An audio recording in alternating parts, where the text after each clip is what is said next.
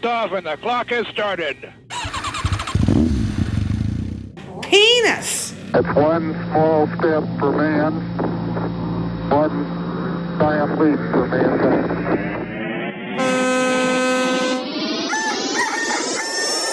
Hey guys, welcome to the 6th episode of the 2nd season of Art Mart. I have a very special guest who's not showing her nostrils at all.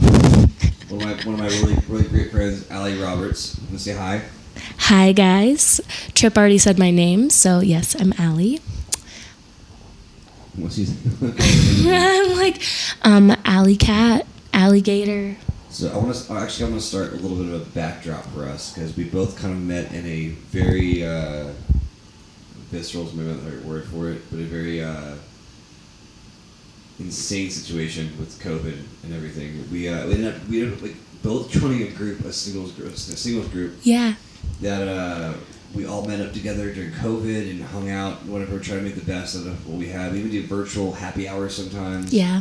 We do the best we could, and that's how I kind of met Allie, and we've been friends ever since, really. But what's awesome about Allie is that she is taking a step forward and doing something that a lot of other people are a little scared doing. This little I don't like using this phrase of it, sex work, but it's really not. It's just more of like you're not using yourself, but It's like a job. You're just using your body. Yes. I mean, like every job is using your body. It's just how you use it. Which our Mart's going to take kind of a stance right now for everybody else that we believe in sex work and believing the people that do it and that it should be safe and that we want to make a safe environment for everybody, right? So we're going to tap into Allie's story and kind of make it we're trying to normalize a little bit because it should be normalized. I agree. It should be normalized. So why don't we dive in right into a little bit about where you're from, you know, what kind of started this whole thing and Yeah. all that jazz. So, I grew up in a very small town, 200 people. Welcome to Laurel, Iowa. So, Iowa, full of cornfields. Not Idaho. We're not potatoes, and we're not Ohio either. Those are literally, everyone confuses all of those. I don't know why it's so confusing, but Idaho potatoes, Iowa. Not every single American, especially because we're international right now, understands. oh, true. I was like, the Americans probably should know.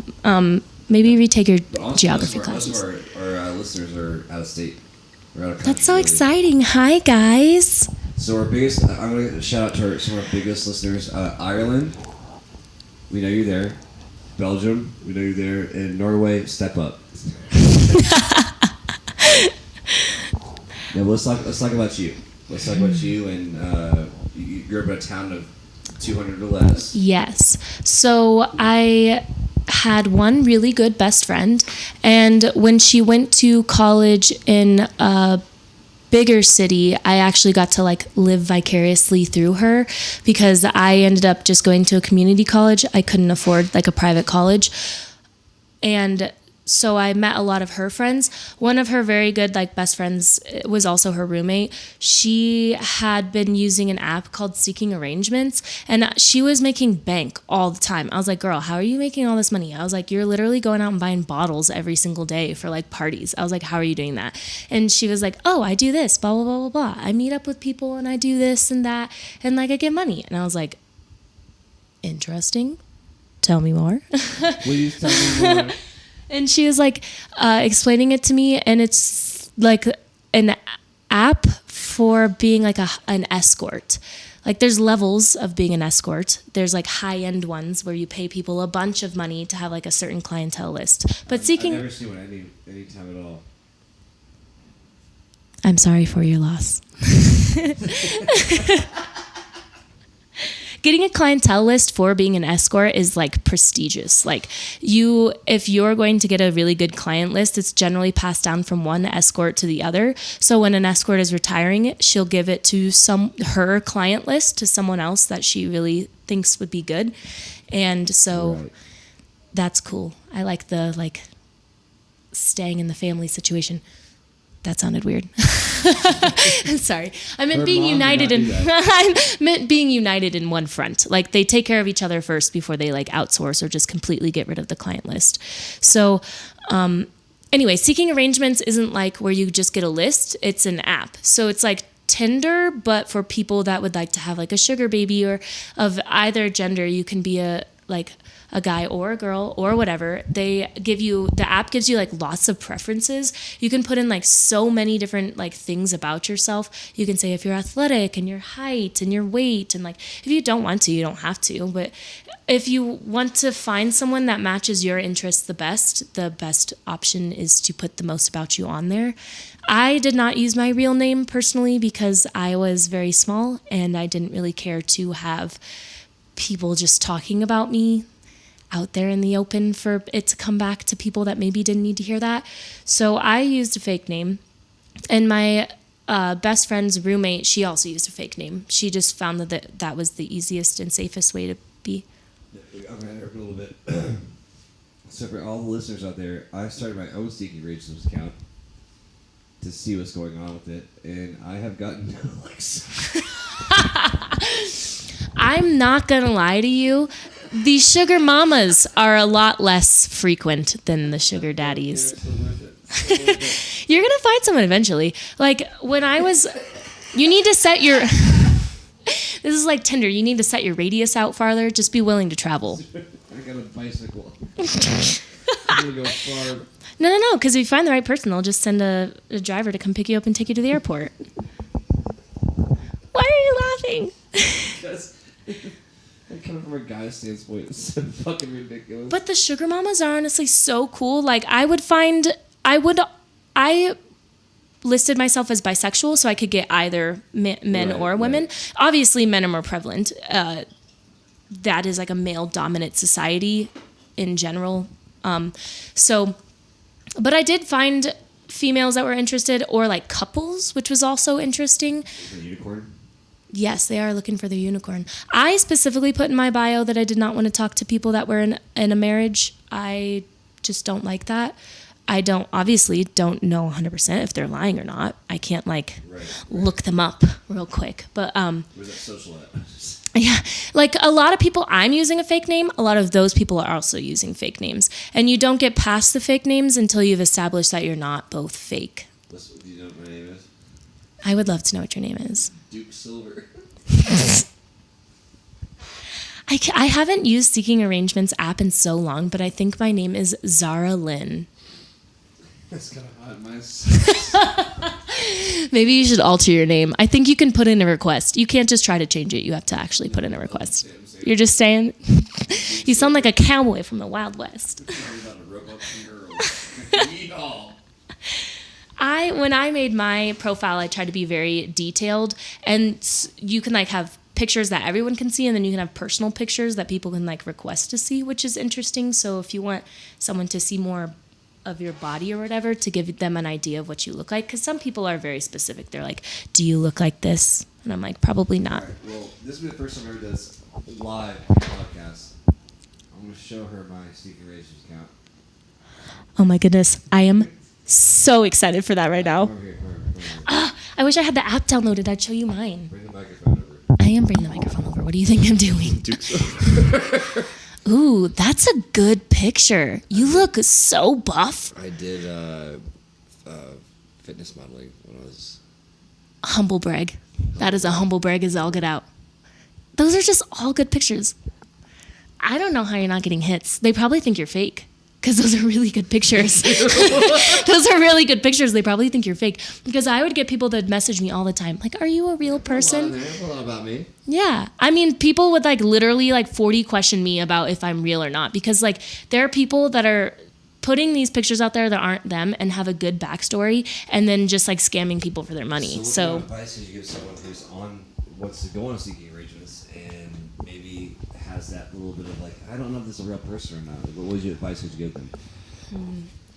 Honestly, I hated when I got the 40 questions situation because I didn't appreciate being assumed that I wasn't a real person. But honestly, that's the best way to do it, because if you don't ask a bunch of in-depth questions, you have if you just ask simple questions like, this is not a question I would ask, but like, what's your favorite color?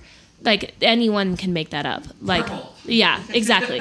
So like, you need to have like specifics. Like, some people are very shy about giving like where they're from. So you could, if they like, you could be like, well, where are you originally from? Or like, what do you do? And then ask for specifics in the job. Because if they just say like, oh, I do business, what kind of business? That's so vague. Like, I need to have like, you need small details, but not so finite that they wouldn't want to give that to you without knowing that you're real too. So it's a give and take. Okay. You have to be willing to share. And like, I had a lot of trials and errors with that because some people will like feel really legitimate from the questions that I've asked. And I think on the app itself, when you're signing up and like maybe throughout when you're using the app, it will give you a message like, do not ever give out any banking information. And that's literally the biggest key I've ever seen is when they start asking like, oh, well, how can I send you cash? Because a lot of people will be like, you do these things, I'll give you this money. And so for me, I was like, yeah, I'm never giving you my banking account information. You can have my Venmo, because you can't actually have access to anything, any of my actual personal information.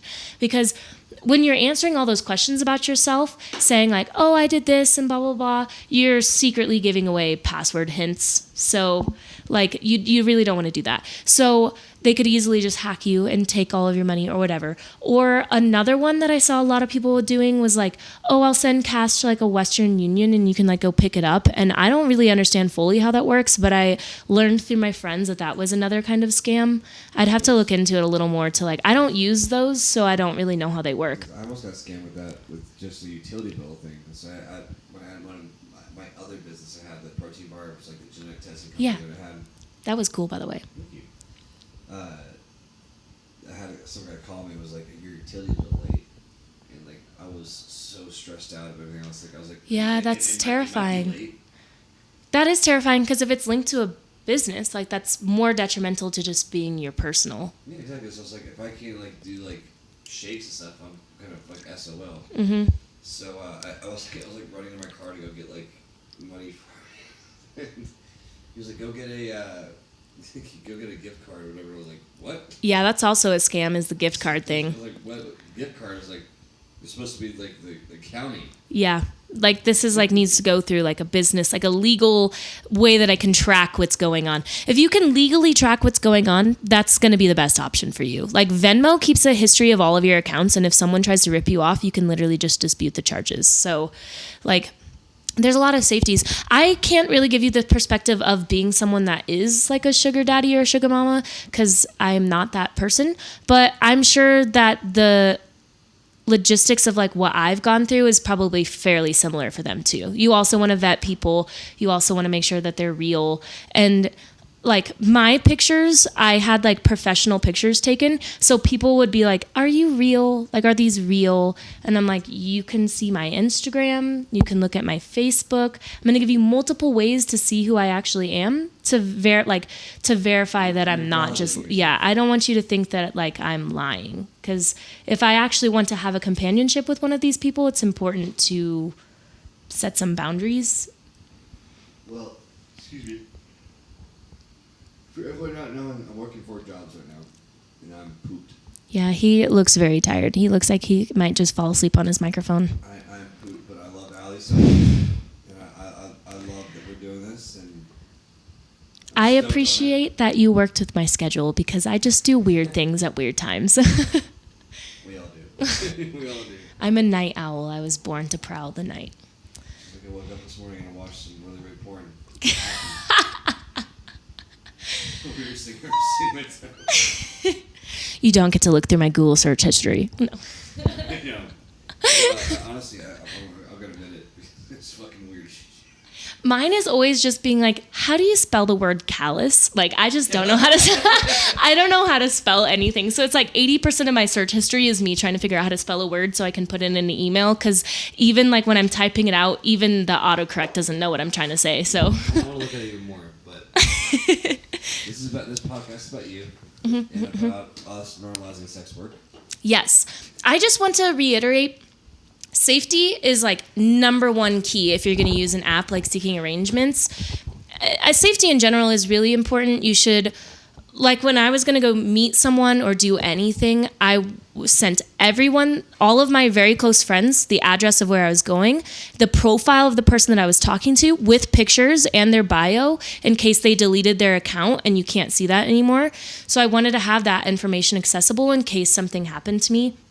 And then I oftentimes would go to the date by myself, but have someone drive me so that if I didn't leave with them and I didn't think the situation was safe or whatever, if something happened, there's someone physically there to like see what's going down. So safety is always number one. So what I'm hearing right now is like, especially for other people that looking into doing this kind of stuff, is what we really need to do is make sure that you guys are safe. Yeah, look out for each other. It's really important. And like if you have a friend that's using this app and you you're not 100% sure that they're doing those safety precautions, you should maybe try to like reach out to them, make sure that they have some checks and balances, because it could just take one wrong person and then you're just SOL. Like it's like not good. So I had one person that scammed me, but I actually met him in real life. Like he gave me a check and it bounced. And I was like, you literally just wasted my time, which is really rude. So like I highly suggest not taking checks. Take cash, Venmo, whatever, PayPal, something that's safe with like search transaction. Like you can search the histories and like dispute them if you need to. That's the best thing. I ended up, after trials and errors, there's a lot of them. So many people. Or you like really like someone and they just ignore your existence. That's fun too. But it's like Bumble on steroids. You're like, you're really cool because you can send them a message and then they can like ignore you or not. Like they have to respond. So, but I ended up finding someone. He was very nice. He was yeah. He is a traveling doctor. I met him probably roughly 6 years ago. That feels like an accurate number. Roughly 6 years ago. And we've been talking on and off since then. Like maybe I'd get in a relationship and I'd cut it off because I want to be in a monogamous relationship. And that's not something that they're interested in having being a part of a relationship, which I will respect. And then we'd break up or whatever and I'd go talking to him again and we just pick up like nothing ever skipped a beat. We still always stayed friends, but for this person in particular, he really wanted a companion. He didn't really like, some people are like solely, I'll give you, like you sleep with me, I'll give you money. He really was just like, I just really want someone to talk to about my day. Like I work all the time. Since he travels between 3 different states, he doesn't have the opportunity to like sit down and meet someone organically and like have a good relationship, which I always felt really strongly for him on that front because he's a really smart and genuine person and that has to be really hard. But our relationship is amazing. And he's always been there for me, even if we weren't talking. Like if something was going on and I needed someone to lean on, he was always there for me 100%. If it was financially or just emotionally, like he was just always there for me. And that is like what I hope everyone finds from doing something like that, is finding something that makes you happy or helps you out in some way. Technically, that's what the purpose of the app is for. So let's step back into you though. So we talked about your beginnings of it. Mm-hmm. What either escalated or what happened with that? I can't remember if it was before or after or the same time. Oh, sorry. I can't remember if it was before or after or the same time as I had found out about seeking arrangements, but I had gone to a party and I met this really fun life of the party gal. She's amazing. We were friends for a while, and she was going to not a cosmetologist, like esthetician, I don't really know, a beauty college. And she ended up getting pregnant and then not having the money to continue going to school. So she took a little break and then she found an opportunity to work at a strip club, which is amazing because she's stunning. And that was like easy money for her. It was just like second nature. It wasn't hard and she just made easy cash. So like ended up saving enough money that she could put her and her son in a nice house, like in a nice house with nice things. And then she eventually got to be able to go to college again, which is really what she wanted to do to get her degree. And then after she had that degree, now she has a business that makes like $100,000 a year. Easy. It could be more than that. Like, she trains girls to do what she does, and then like they can do the same thing that she did. And all the girls that she's trained are also making bank. Like, she just has done so much with herself, and I'm so proud of her. Every time I see her doing good, I'm like, low beginnings get you high places. The struggles are real, but gets you higher highs. Yeah, it's all about the hustles. The low lows give you the higher highs eventually. You just got to keep trying. Well, what I kind of want to know is, what's been some struggles you've had with getting into this business and all that comes about it? Because, you know, a lot of people want to know what the shitty part is about it. Honestly, it kind of depends where you're at. Because when I lived in Iowa, sex workers, not cool. Here in Denver, no one cares about literally anything. As like, just people don't care. So like, it depends on where you're at. But I grew up in a small town, so a lot of the people that lived there are very... I mean this in the most nice way possible, and I don't want to offend anyone, but they're really religious, so like our moral beliefs are different. So for a lot of people that I grew up around, they're like, that's just not right, you shouldn't be doing that. And I was like, well, I'm not physically harming you, so why is it your issue? I was like, we don't have to agree to still be nice to each other and to get along and live our lives individually. Also, it's none of your business. But... Exactly. And if I'm doing something that offends you, it's like when you see someone wearing something that you think is hideous, you have two eyes. You can close them or you can look somewhere else. Well, that's my problem. Is like, especially, I hate to say this. No, I'm going to get some shit for this. Because I went to private school for almost 9 years. Bougie. But we were taught not to judge people, but at the same time judge people. Which is that is very common. Fucking crazy. I say that's very common, like I know every person in the world. That's really common, at least where I was from. There was a lot of like, oh my gosh, we're so great because we go to church every Sunday. And then literally to your face, they're terrible people. Karens on steroids. The whole week they're fucking assholes. And then when it happens to come to church time, they're like, oh, well, they repent to Jesus for being a dick.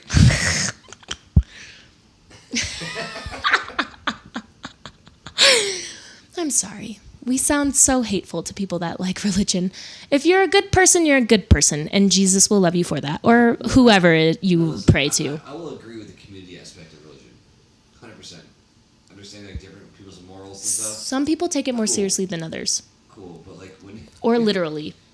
You guys, when people like reading the Bible and trying to like actually live through the Bible. Which is interesting to me. I wish we could go on a whole subdiversion of like when people live by the Bible, because it's been translated so many times.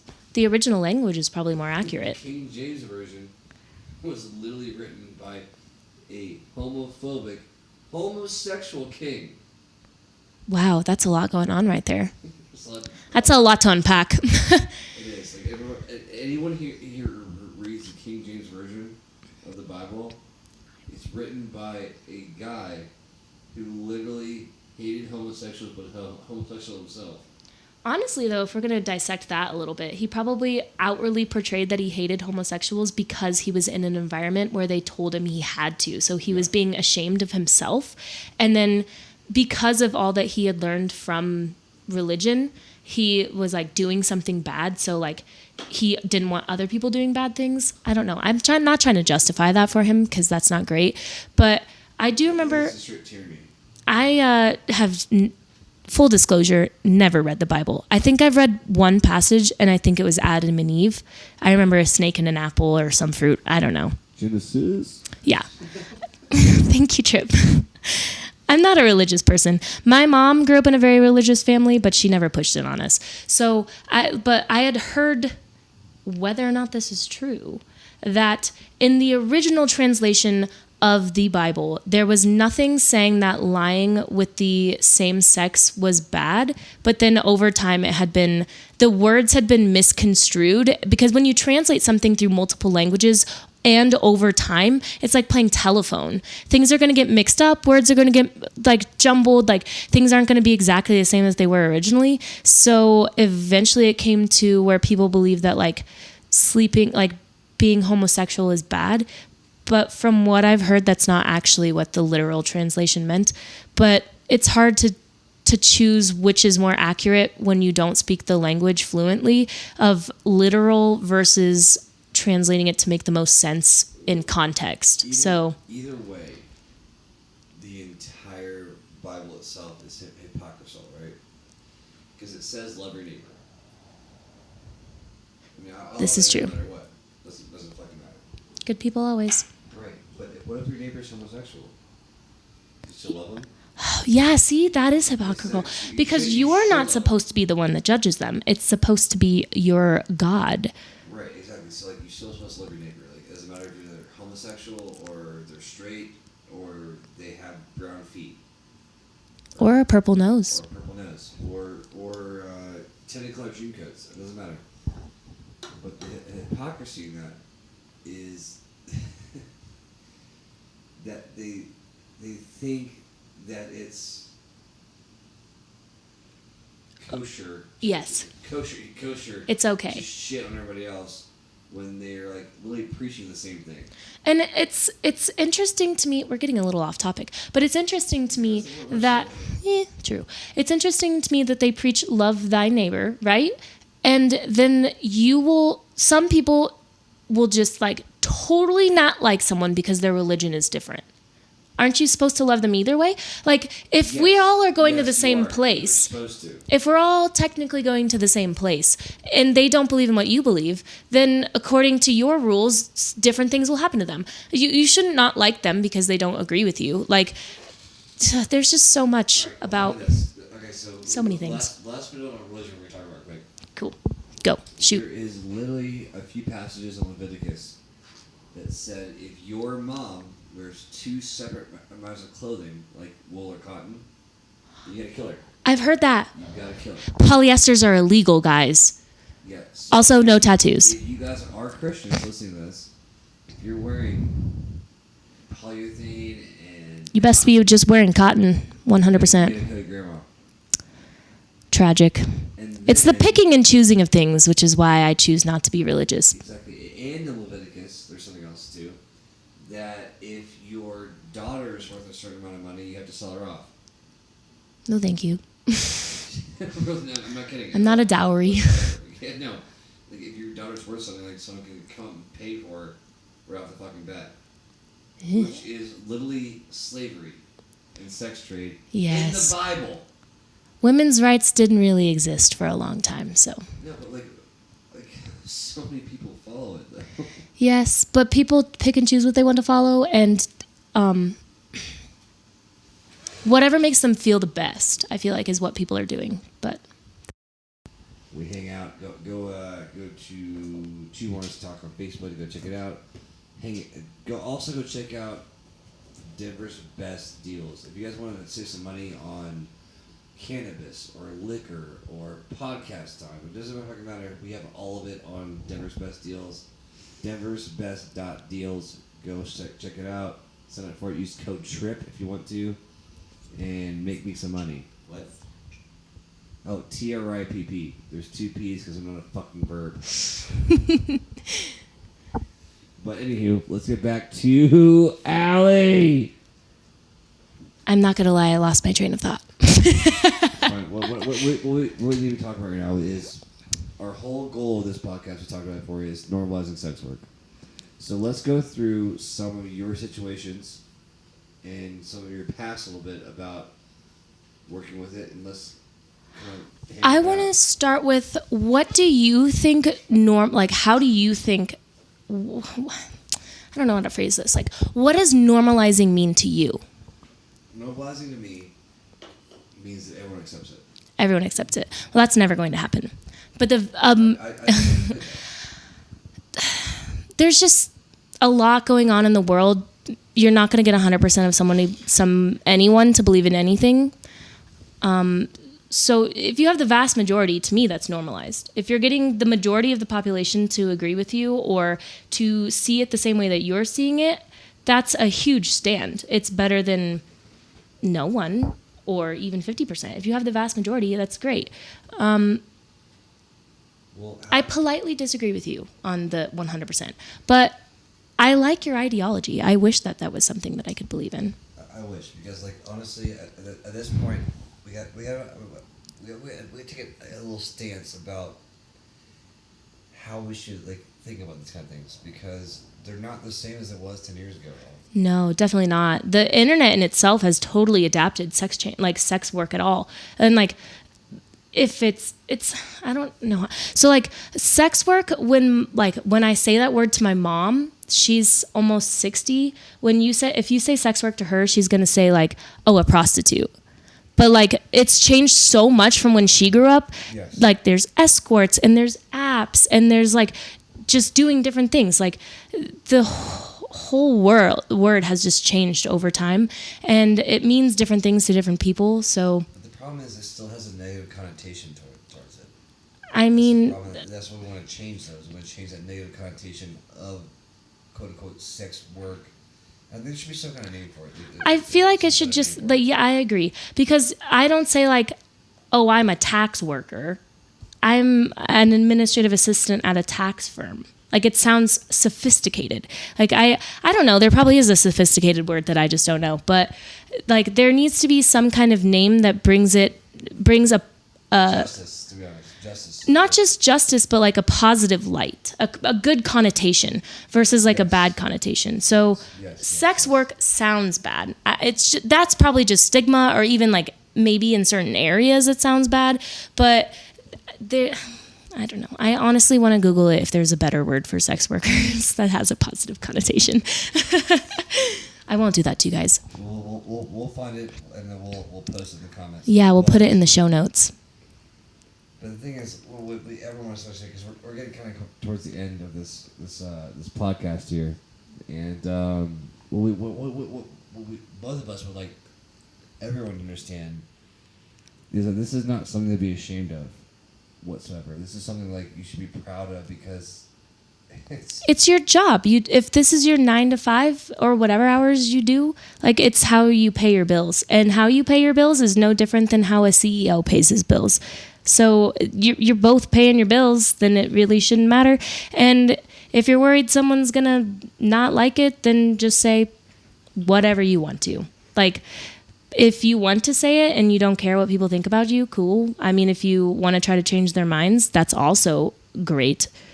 I find it hard to change people's minds, but I'm not super persuasive, so maybe that's on me. No, it's not. No. But like the thing is, like what we're trying to do is make sure everyone understands that this work that everyone's doing is not a negative at all. Honestly, it's a positive, because it's moving us the right place forward. Because, and I'm going to tell you this, because none of us, no human at all whatsoever, is perfect.